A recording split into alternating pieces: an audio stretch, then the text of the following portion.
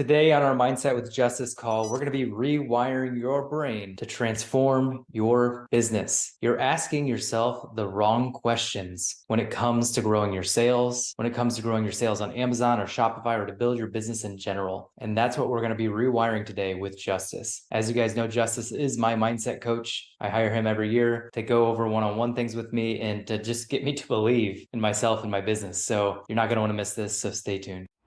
Everybody's ready. All right, let's do this thing. Okay, so who here lived in America in 2008? Who is in the States in 2008? What was going on economy-wise in 2008? Who remembers that? The Big Short. Oh, yeah. Yeah. What did that look like for maybe people that were a little younger? Maybe they were in high school, or people that didn't live here in the States. What did that look like, if anyone remembers? I was in school, so I had no clue what was going on. I was just getting my optometry degree. And it was where everybody thought that they could get rich giving out mortgages and buying homes because anybody and everybody could get a mortgage because all they had to do is pretty much have a pulse and they'd get approved. And what was happening is all these people that were getting mortgages couldn't afford them. So then when the housing market, the bubble burst, nobody could afford to pay their mortgages back. All the loans defaulted, and it pretty much like destroyed the entire world economy. Hey, I don't know if you guys knew this, but I worked at Citibank in the default area in 2008. Woo! Actually, it's from 2004 to 2012, but at 2008, when I was doing reporting and analytics in the default side, it was crazy. Like it was almost like people running around just burning things. Yeah. Yes. This is the recession. Yeah. It was disgusting. And guess who graduated college in 2008 and was looking for a job? Me and Adam. Oh. I graduated August 08. Yes. And I was at dinner at my brother's friend's house. My brother was assistant plant manager at an aluminum company in Bellingham, Washington. I just moved out there with all my possessions. His buddy, who was hosting us for dinner, HR manager, looked across the table and he's like, "You got a job yet?" I go, "No, I'm sending out 10, 15 resumes a day." And he goes, "You better get a job as fast as you can," because he goes, "I'm about to let off like 15, 20% of our workforce next week." So he goes, "If you don't find a job, you're gonna be waiting tables for the next 2 years." Yeah. And then I worked for Enterprise Rent-A-Car for 2.5 years. And, a lot of people worked for Enterprise Rent-A-Car during that time. Tony did. Tony and I. Yeah. That's right. Not at that time, but those were good times. Yeah. Cleaning out cars, getting people to buy The rentals. best. Oh man. Yep. I don't miss Vacuuming out a car in a suit. Yeah. Yep. All right. Well, guess where I got a job? At a bank. Oh. And guess what department? It was the same department throwing out loans called ARM loans. I didn't know it at the time. ARM loans were adjustable rate mortgages. Those were the main loans used to put us into this recession. Okay. When I heard that they were doing this, that was an option, because there was many loans that we were giving out, I was like, I'm out of here. And I worked at Hollister as an assistant manager for what I thought would be 6 months. Turned into a year and a half. And then I thought, I'll make a really good move. I'm out of here. And I went and worked for Aeropostale for another 6 months. Yes, it was miserable. Why am I sharing all of this? During that recession, a third of real estate professionals left. They quit. A third quit. They just couldn't stay in the business because it was really hard. Why? Because people were losing their job. People could not afford their homes. People were defaulting on their mortgages. It was not a time to join real estate. So a third left the real estate game. 1/3. That's a lot of people. Okay. Now, what do you think happened to the 2/3 that stayed in the real estate profession when it was bleeding? It was just terrible. What do you think happened to the 2/3 that they said, I'm going to stick it out? Things didn't really clear up for like a good 2 years. John says became well known.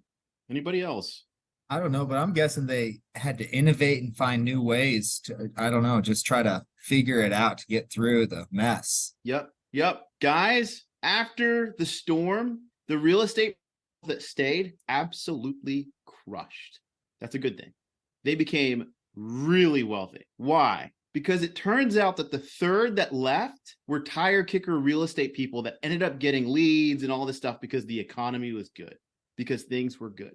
So in every market, when things are up, there are people who are going to build businesses because things are going up. Things are trending up. You don't have to work as hard and you can get somewhat good results. But they were not committed to it. It wasn't like, this is what I'm about. I am a realtor. I'm a lender. This is what I do. So when the people that were tire kickers were gone, the competition went down and the people that stayed in became more known and took over more of the market. So that when things got better, there weren't a bunch of people out there like there was before. There were only a few names and they grew like crazy. Okay. So why am I sharing this with you guys today? This is e-commerce. We're about to see a lot of the tire kickers jump out. They're going to leave and they're going to say, it's too hard. It's too competitive. The market's saturated, all of this stuff. I can't keep spending on ads. I can't keep doing whatever. I'm out. And they're leaving. They are leaving. They are quitting. They're going to go do other things. Because why? Inflation is up. If you guys haven't gone to the grocery store lately and been like, wait, what? This only cost me this much 3 months ago. Now it's, wait, what is this? Is this Whole Foods? No, it's your local grocery store. Okay. Interest rates are crazy. And so the people that could come in with a few $100s or a few $1,000s and just throw some stuff together and try and win, those days are gone. And the people that could just go, I'm just going to try it out, those days are gone. And the people that are going to take up this market share are the people that are committed and serious. So I want to encourage you guys. Most people are going to look at this time. You've got to transition your mindset. If you're looking at the current e-commerce landscape and your mindset is, oh, the Chinese sellers, oh, all this stuff, oh, competition, price of advertising, you need to innovate. If your product is good and you're excited about it and you know how to speak to your audience, you know how to speak, you know how to spend the time and build the skills, and you're more committed to the audience, boy, it's a good time. It is a good time, but you have to be committed. And so I want to talk to you guys about, like, whenever I hear the excuses go up, I go, okay, there's truths that e-commerce people are avoiding in their business and they're playing stupid. If you've ever been in, like, you're going to hear me saying this over and over again, so just get used to it. My wife hates it when I say this. I go, do you know what insanity is? She's like, ugh, doing the same thing over and over again, but expecting a different result. Now I just do it to piss her off.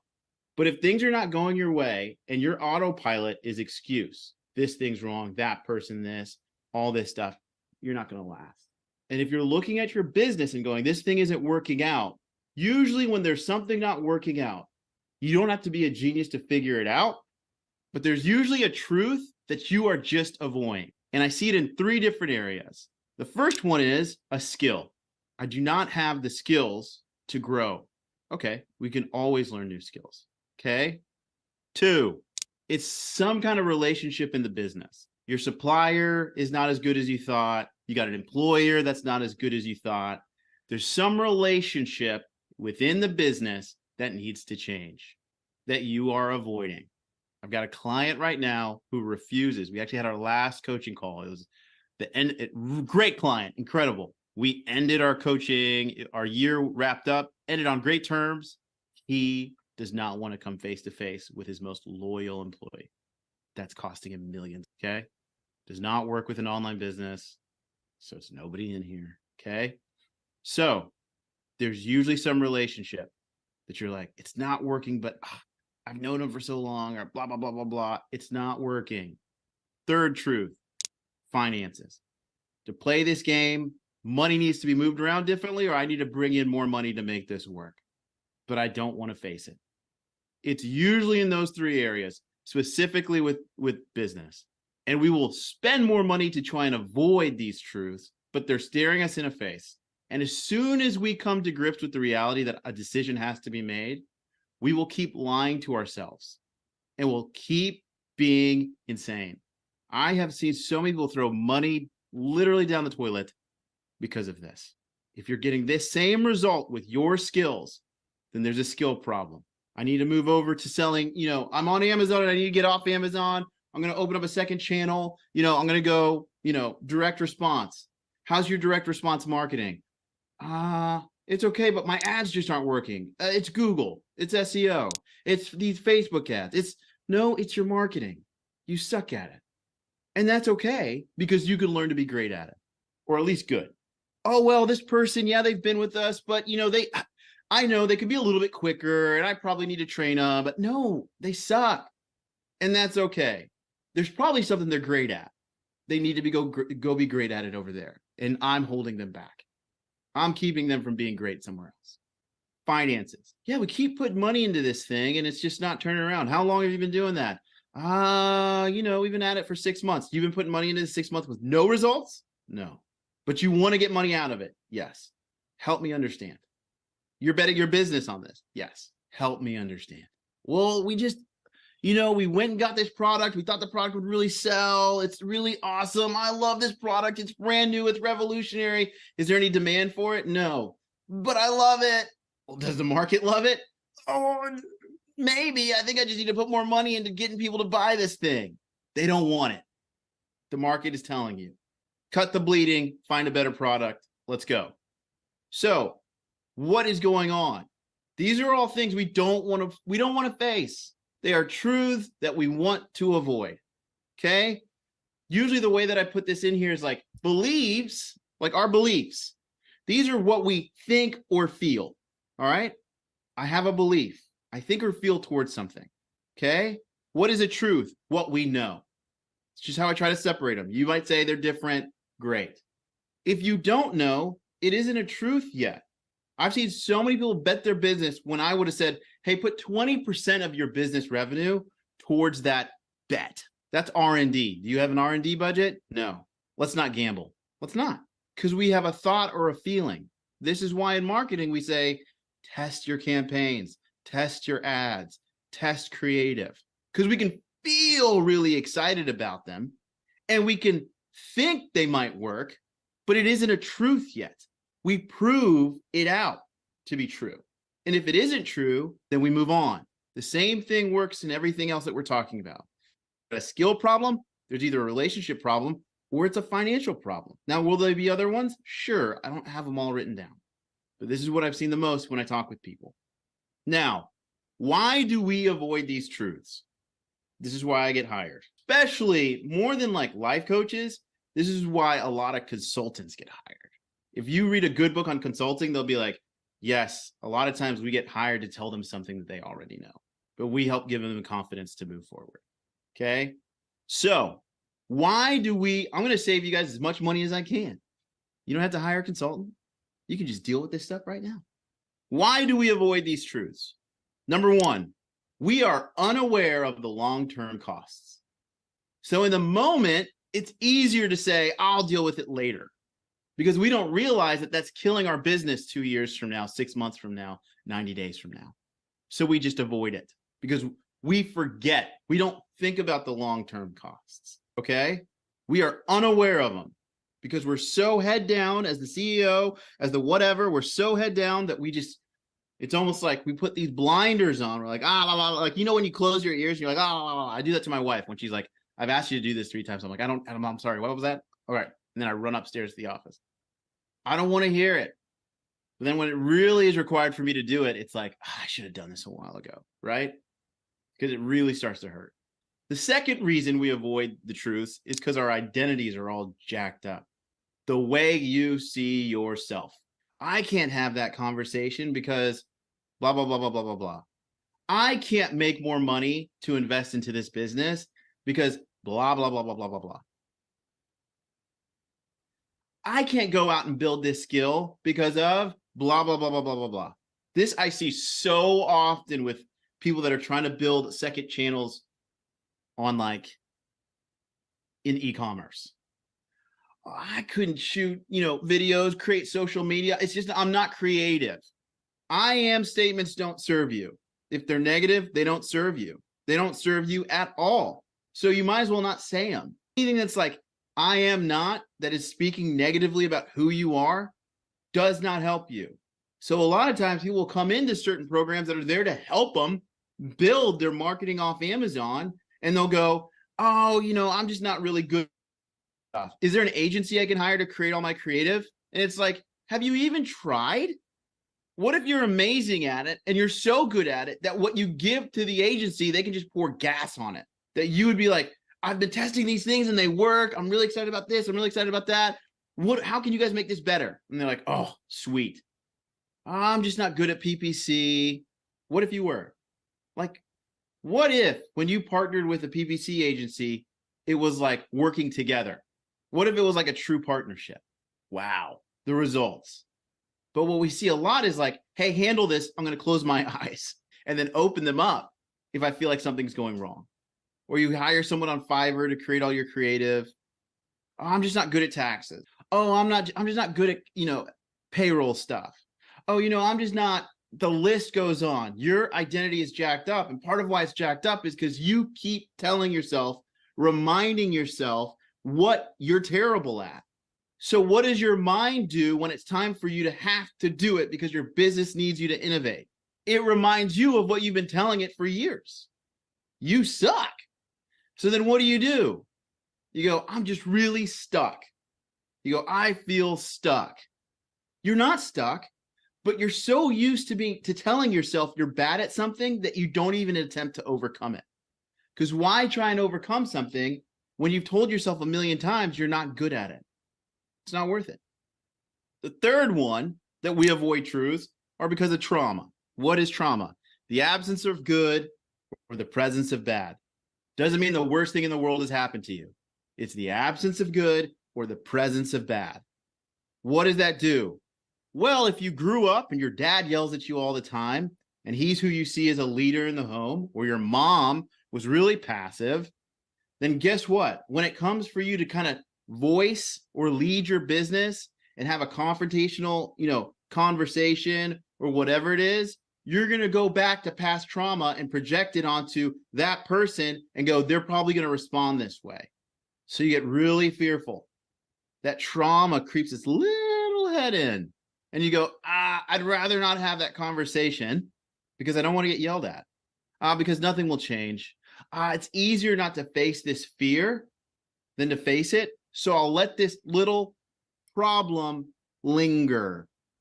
But most of us know in this market when things are starting to change. We know, we can tell. I can't tell you how many people I talk to that are like, when COVID hit, everything changed for my business. Some people are like, I got lucky. My inventory got in on time.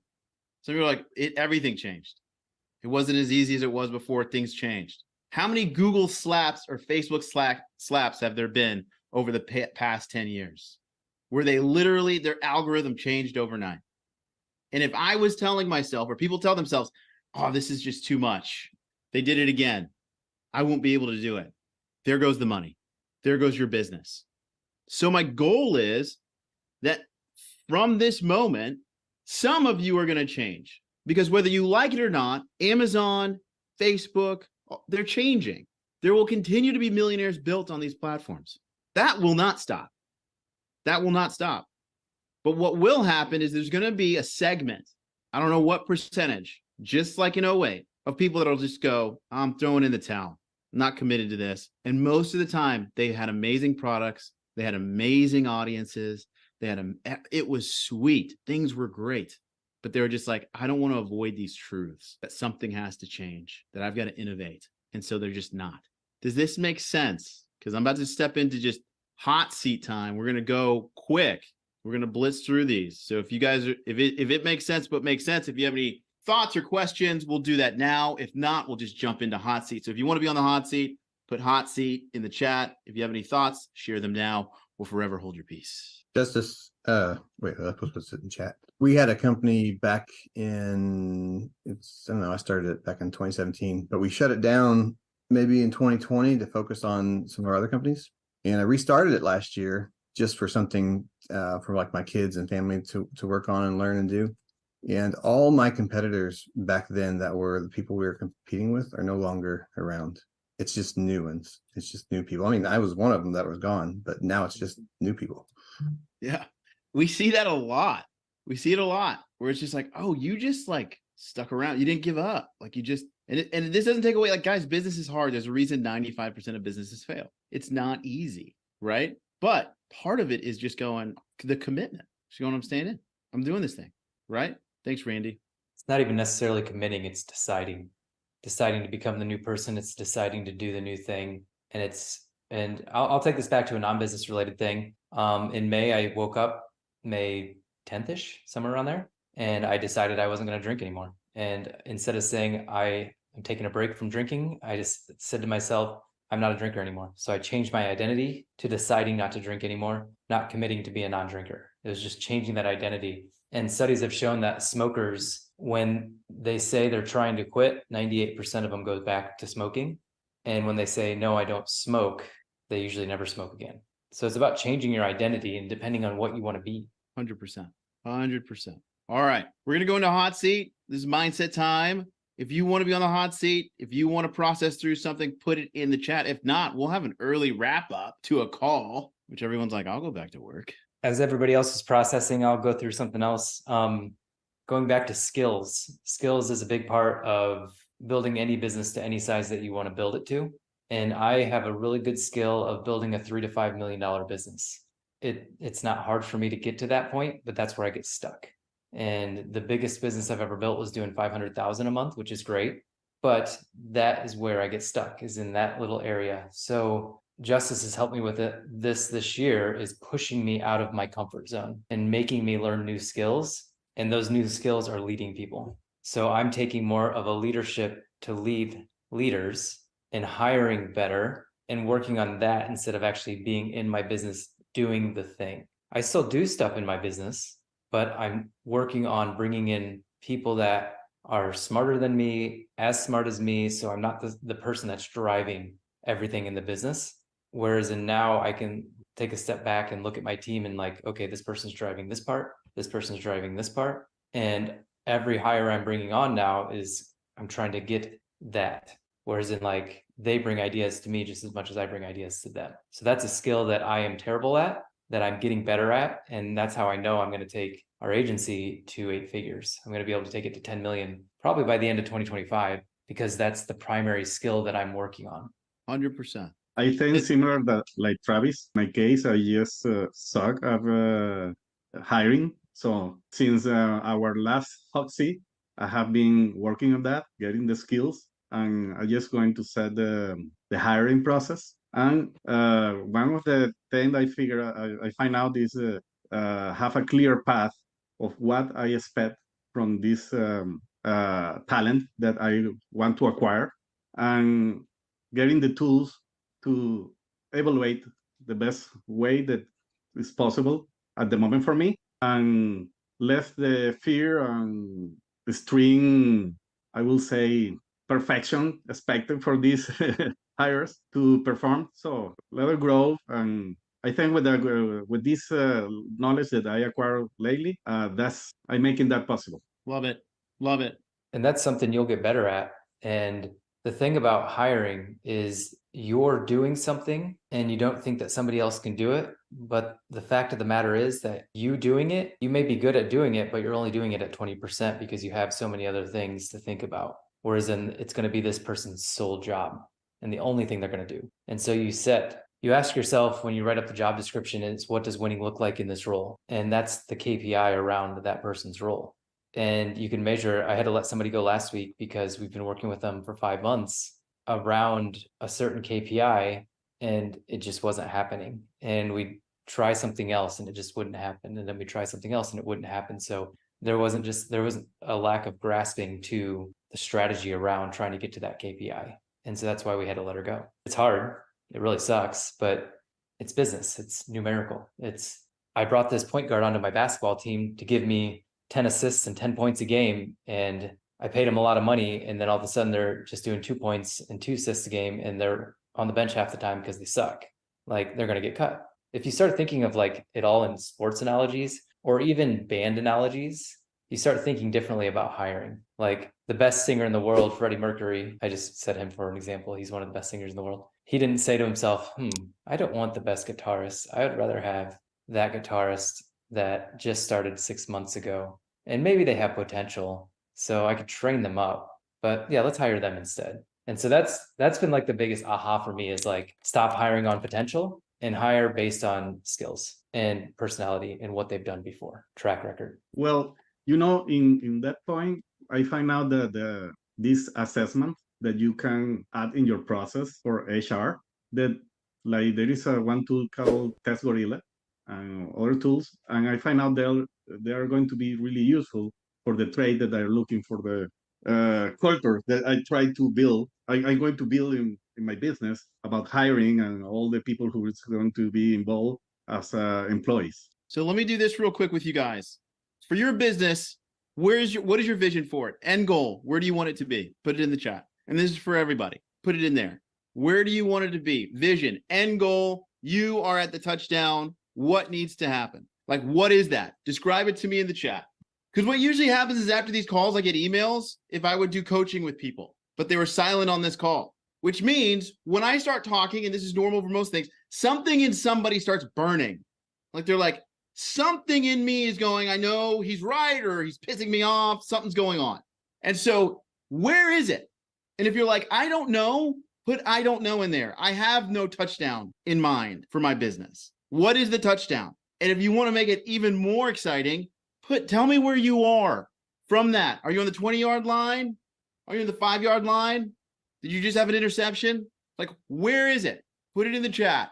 All right. And then tell me after everyone has told me where they want to be. Also, if it's football, let me know if it's like 10-yard line on your end or 10-yard line like about to score, because those could be totally different things. I don't want to read too far into this. All right.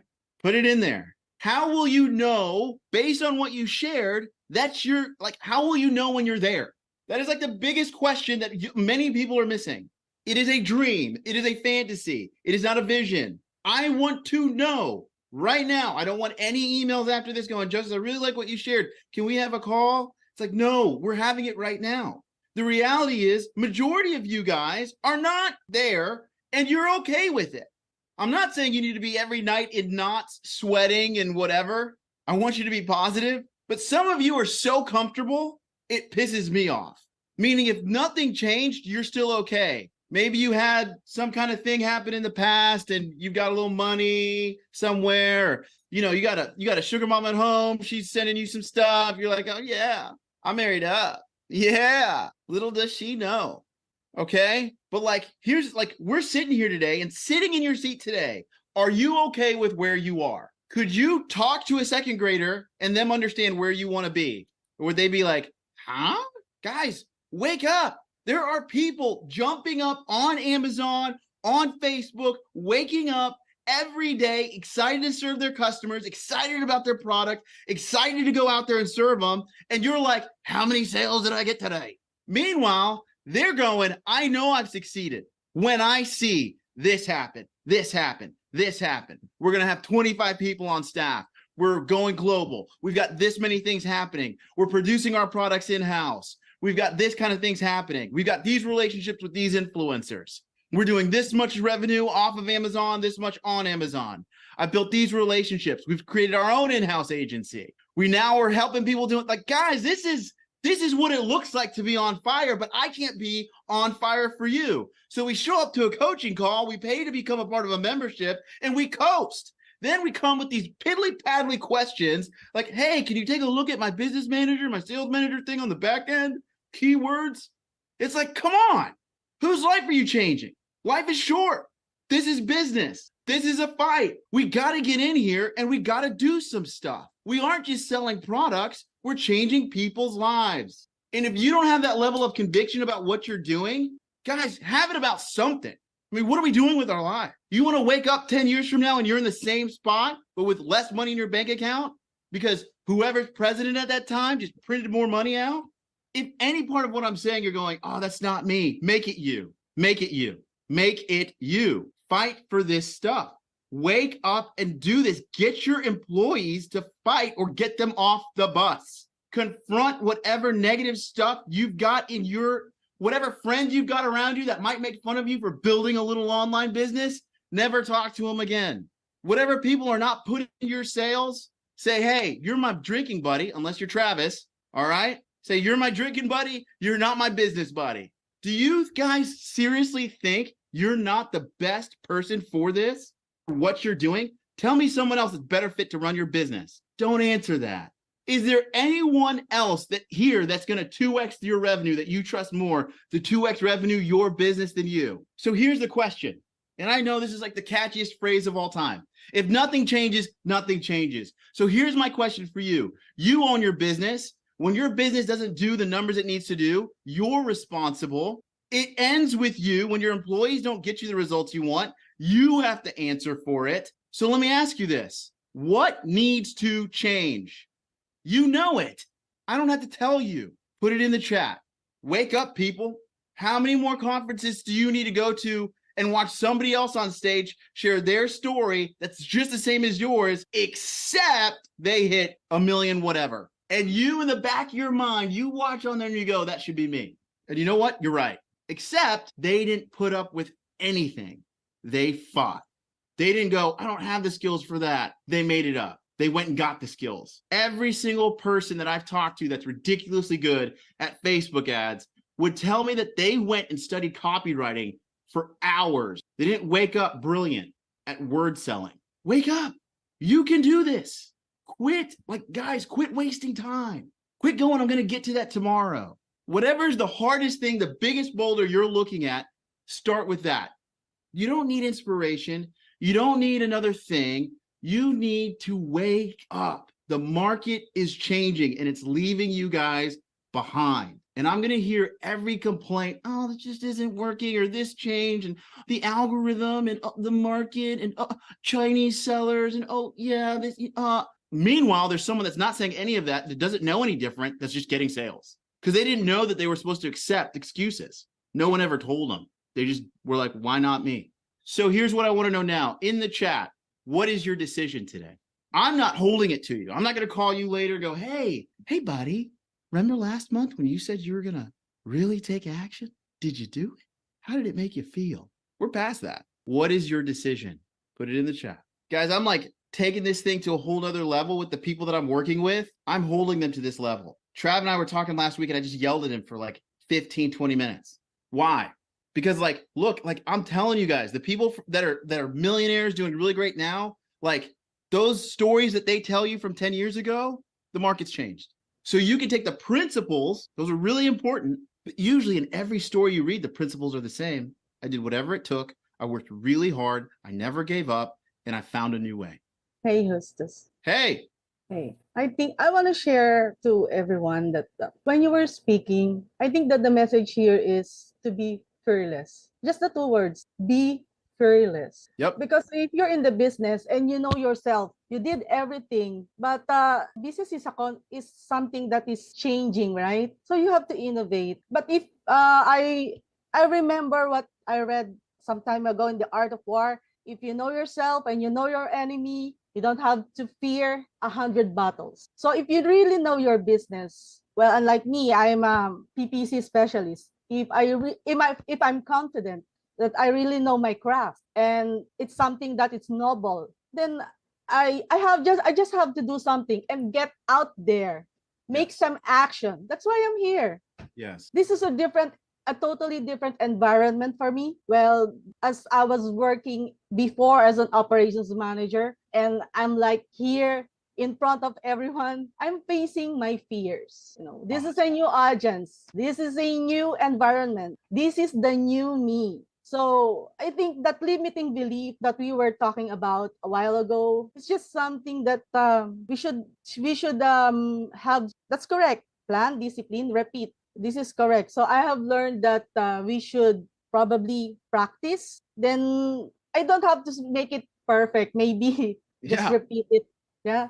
Done is better than perfect, right? I have heard Freddie said that he's looking for a perfect somebody to hire, but I think the skills can be learned. But more important is the attitude, that you are aligned to each other. You have the same goals, or you're in alignment with each other.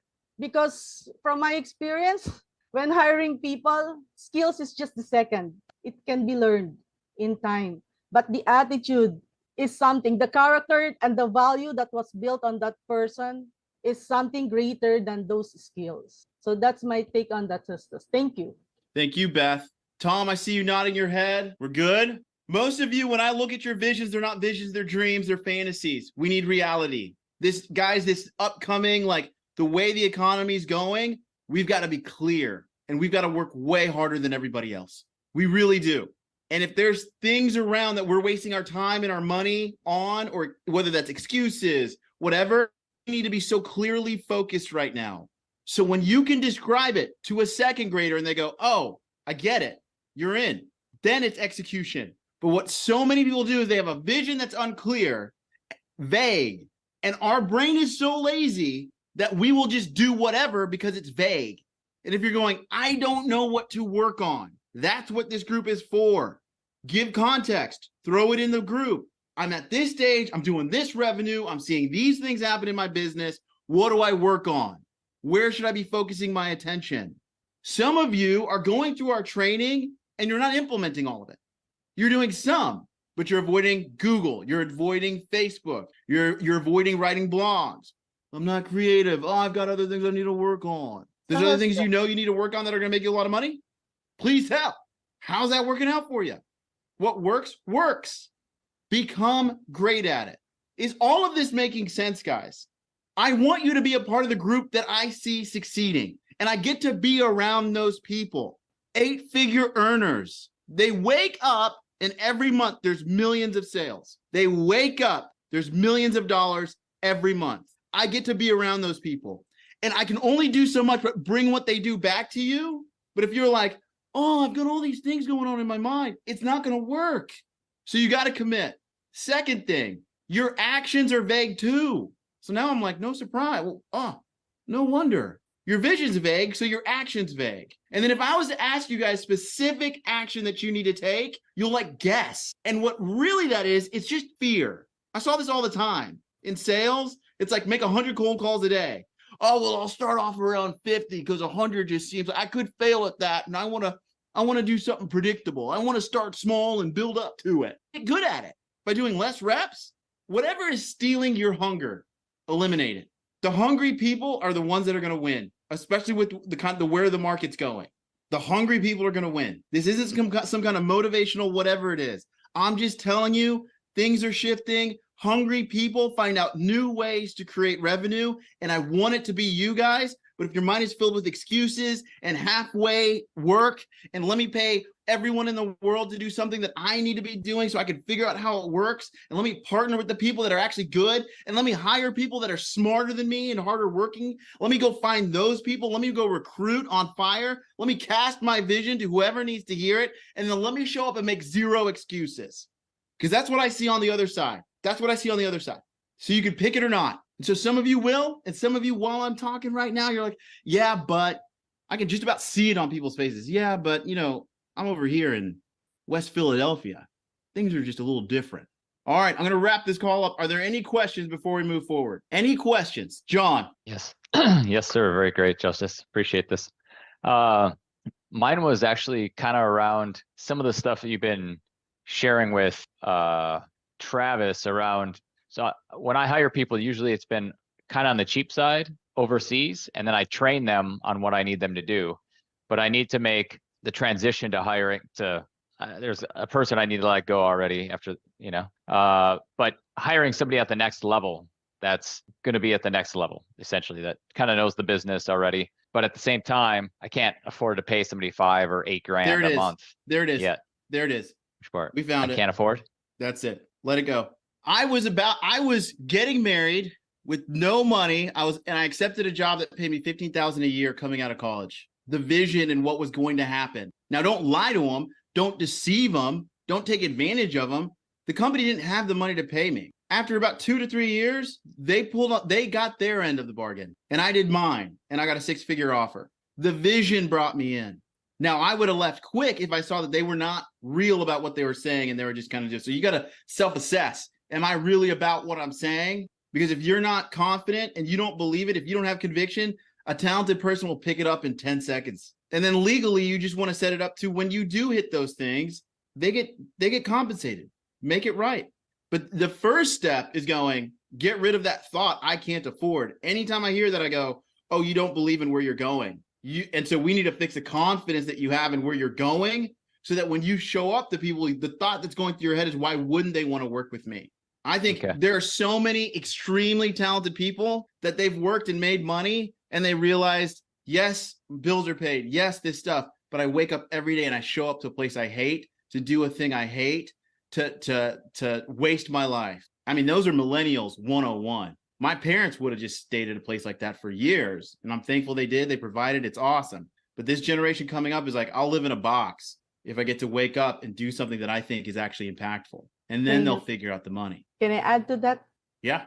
Can I add to that for John? For John, I think your problem is not really your finances. Your problem is the lack of idea of having those finances. You know, if you have all those ideas, it will all come down, and you can now afford it. Just have this, you have all these people around you, you have all this network. They are gems. I can see gems in here. They are treasures.